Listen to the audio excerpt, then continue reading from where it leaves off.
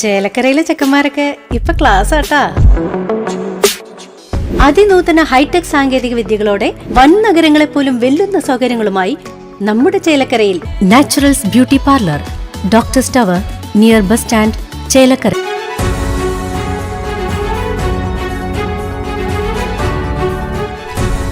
കാട്ടാന വീണ്ടും ഉന്നതിയിൽ, ആദിവാസി നിവാസികൾ ദുരിതത്തിൽ. വടക്കാഞ്ചേരി ജൂൺ 28, 2025 കാടിറങ്ങിയ കാട്ടാന വീണ്ടും കാക്കിനിക്കാട് ഉന്നതിയിൽ നാശം വിതച്ചു. ഊരുമൂപ്പൻ അനിലിന്റെ സഹോദരി പത്മിനിയും ഭർത്താവ് ശിവരാജനും താമസിക്കുന്ന വീടിന് തൊട്ടുമുമ്പിലാണ് ഇന്നു പുലർച്ചെ കാട്ടാനയെത്തിയത്. തെങ്ങുകളും വാഴകളും വേലികളും നശിപ്പിച്ചതായി ഉന്നതി നിവാസികൾ പരാതിപ്പെട്ടു. പ്രദേശത്ത് ആദ്യമായി സ്ഥാപിച്ച സോളാർ വൈദ്യുത വേലികൾ കാലങ്ങളായി പ്രവർത്തിക്കുന്നില്ലെന്ന് ആദിവാസി സമൂഹം കുറ്റപ്പെടുത്തുന്നു. ഇത് വന്യമൃഗശല്യം രൂക്ഷമാകുന്നതിന് പ്രധാന കാരണമാണെന്നും അവർ ചൂണ്ടിക്കാട്ടുന്നു. മഴക്കാലമായതോടെ ഉന്നതി നിവാസികൾ കടുത്ത ദുരിതത്തിലാണ്.